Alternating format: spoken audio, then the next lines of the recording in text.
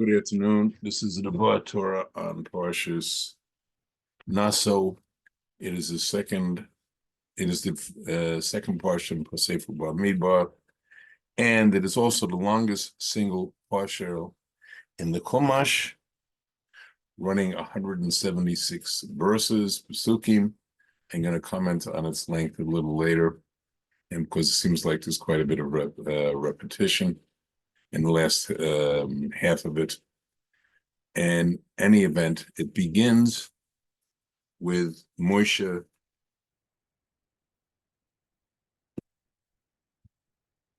talking about the duties of two of the tribes of families of Levium, and these Levium, this is sons of Merari, and this was the sons of Gershom, continuation from last week's parsha, and taking a census of them and how many there were, and their duties and who's going to be supervising them.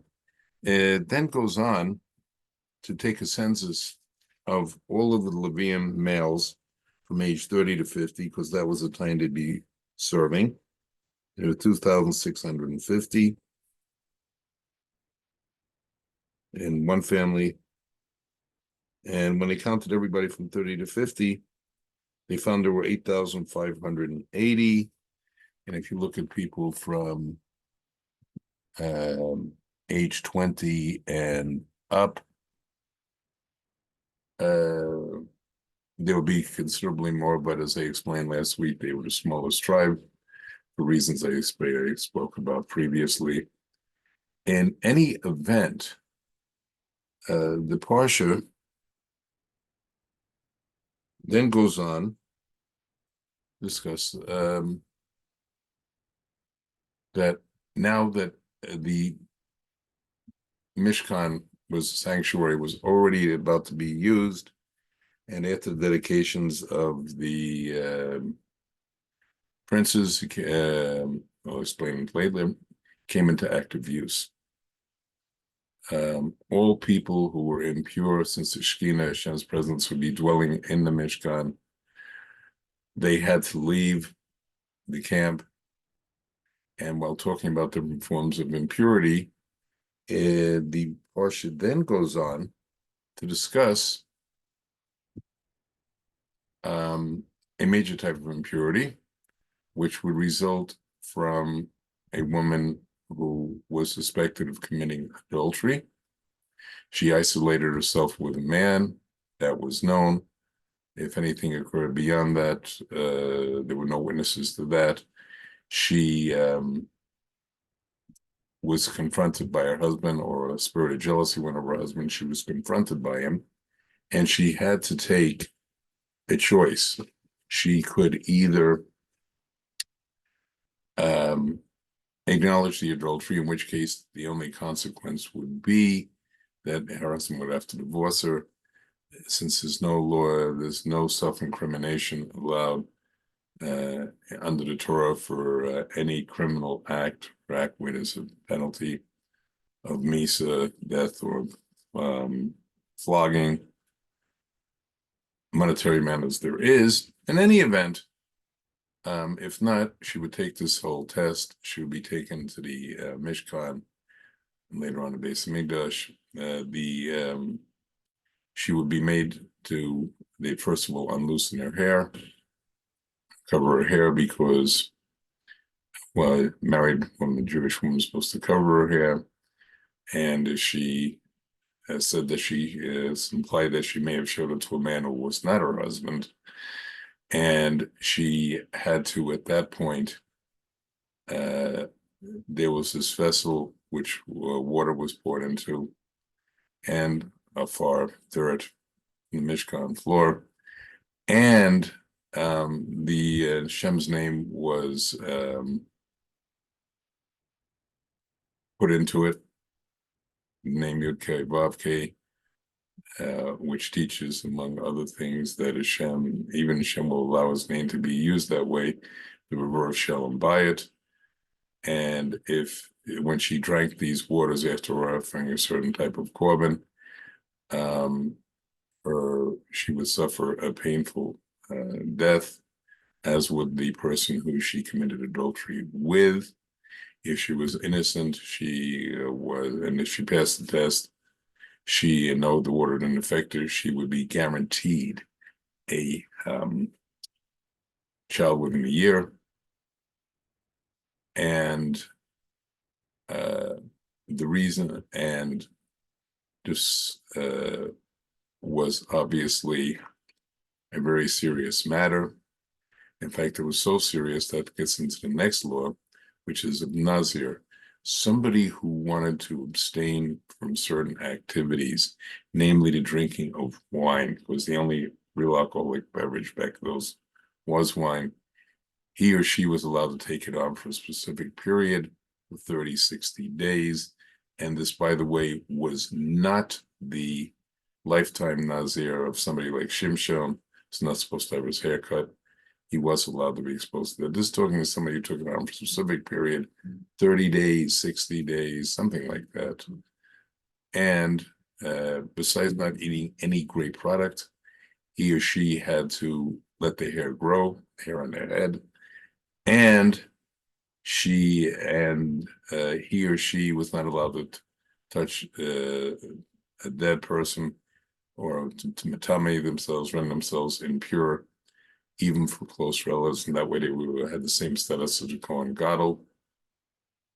And why was this done? Because a number of people did it because after they saw the SOTA test, they were in fear. And so what that could lead to, that made them want to abstain from alcoholic beverages, which can lead to all types of errors. And if they, however, touched a mace, a dead person within that time, accidentally, unintentionally, they had to serve the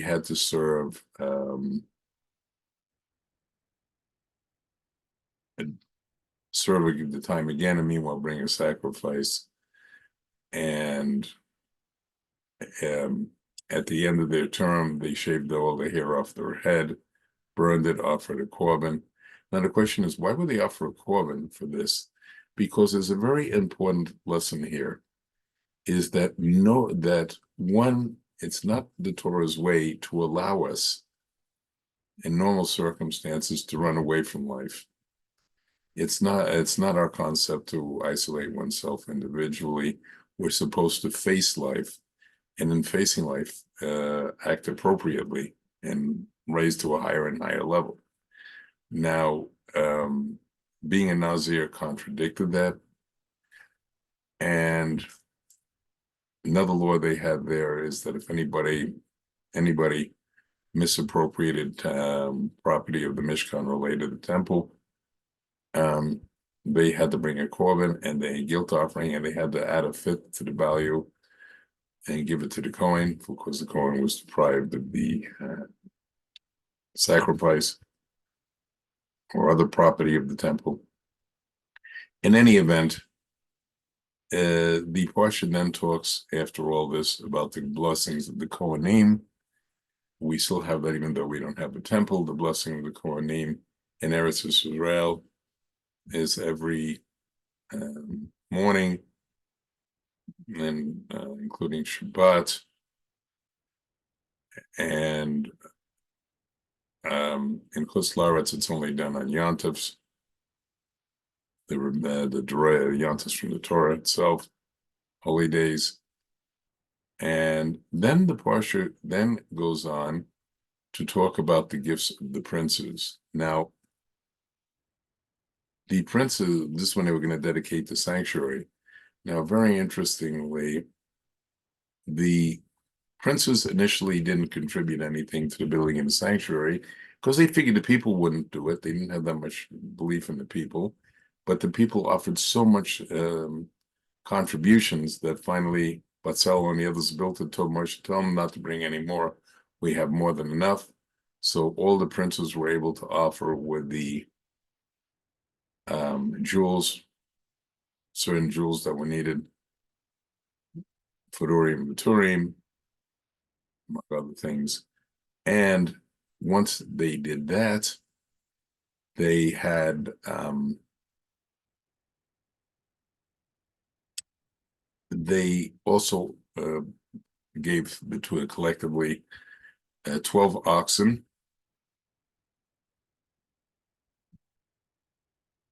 6 wagons,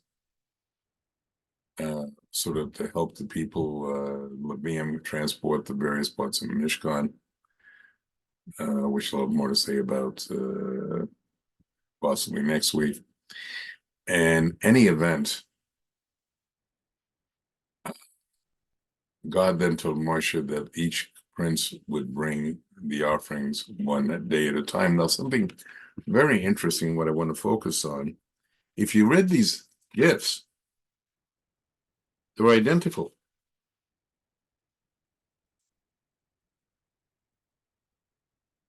All the gifts were reading identical,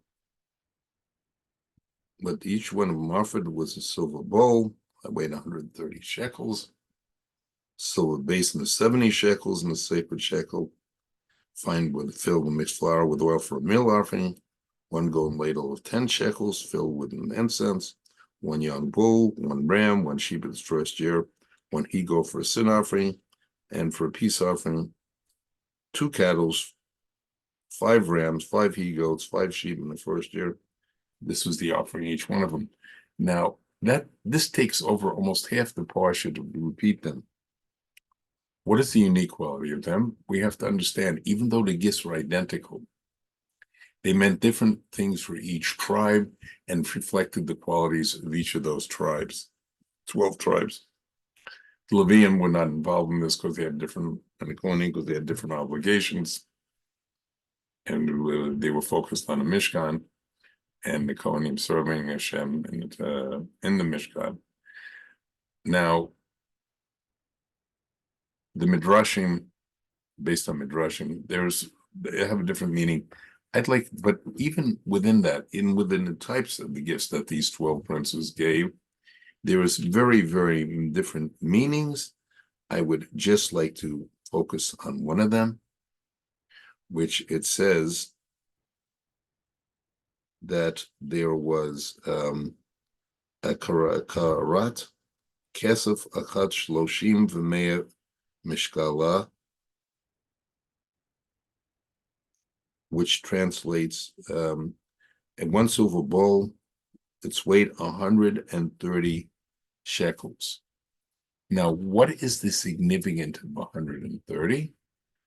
And again, all the other things that I mentioned also have meanings, but I'm focusing on this one for this Debar Torah. And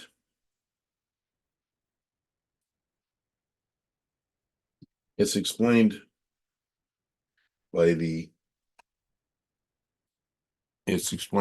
the Shar Pusikim.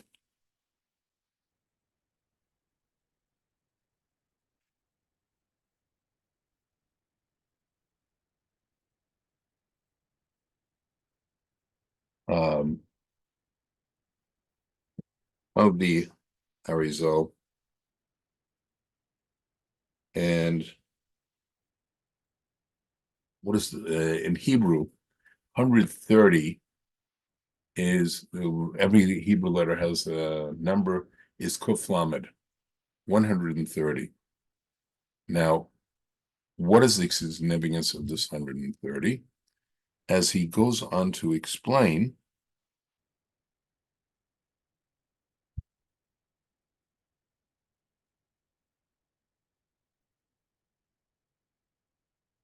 it's against 130 years. And what is the significance of 130 years? That was the time that Adam and Chava conceived and had a third child. That was 130 years after they were created. This was to effectively replace Hevel, who had been killed by Cain. And that being the case, how does that connect to any our Parsha?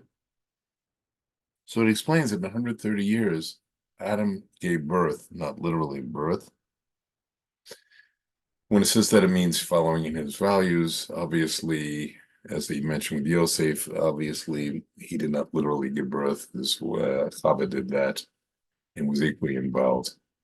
But because a husband and wife equally contribute to the child that's about to be born, and are partners with Hashem in that. In any event,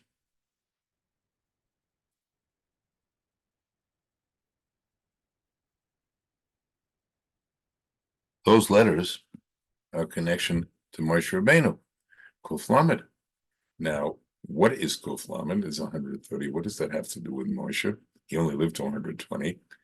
And he explains that he was conceived when Yocheved, his mother, was 130 years old. And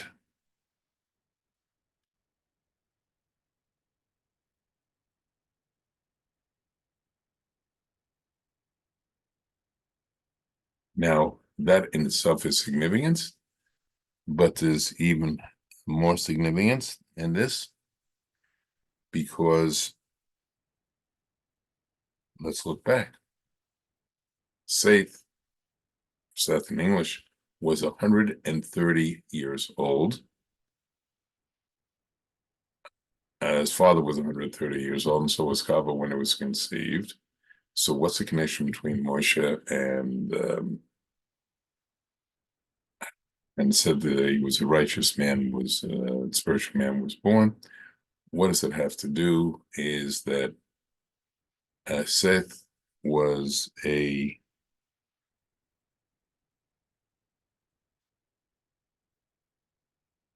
shared the neshama with Moshe, and he was Moshe was a Gilgal reincarnation of Seth, and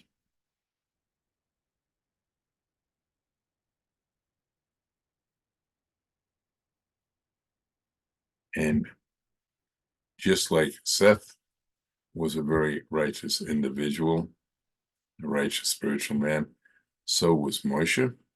Now, this is where the Arizal ends here, but elsewhere, and it's a little more complicated than that. And it also explains that where did Moshe originally come from? He came from, this is Shar Googling, he derived from Hevel, who was one of Adam Rishon and Chava's two sons.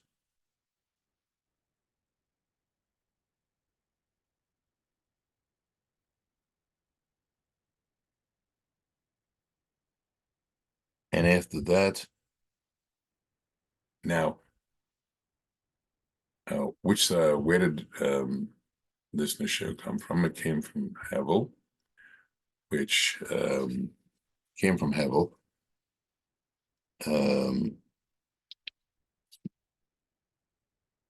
Now, Hevel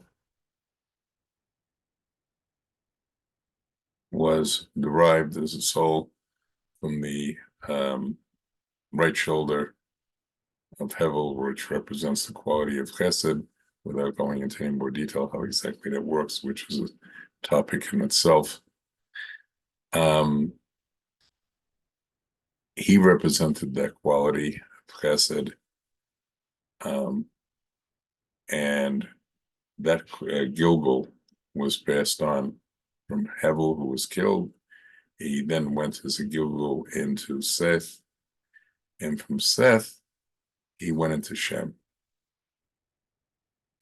Noah and then Shem. Now, Noah was the father, and Shem was the son.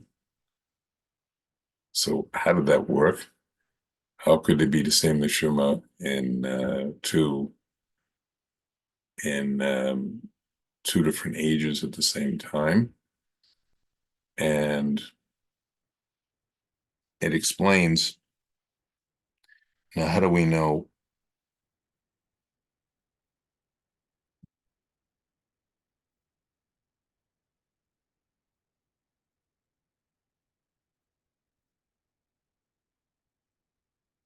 Now, how do we know about this reincarnation? Because on a deeper level, how does it go to Noach and Shem? Because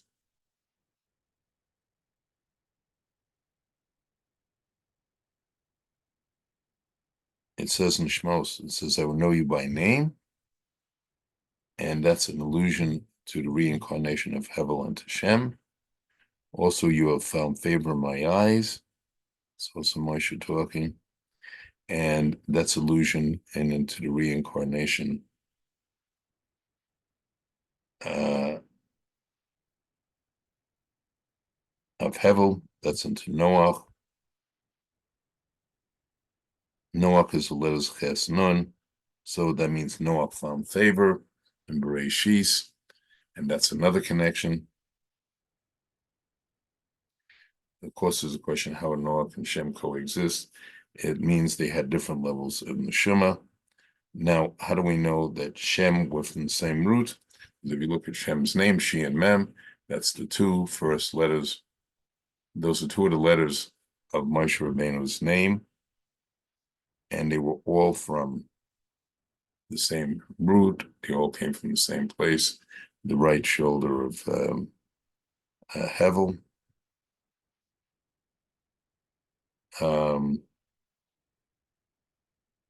And when he received the Torah, Moshe, all those levels of all those neshamas were integrated, and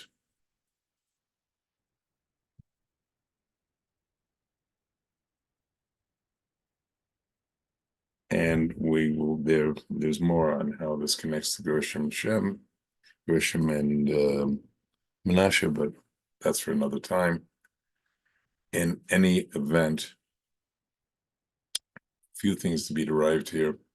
First of all, is that everything in a Chumash, since its author in its infinite Hashem, has many, many levels as we see here, and that the whole interaction from generation to generation is quite complex. But in any event, we should appreciate this depth. And I'd like to wish everybody a good Shabbos and Shabbat Shalom, as we've now received a new shefa, a new share in the Torah at Shavuos, which was a couple of days ago.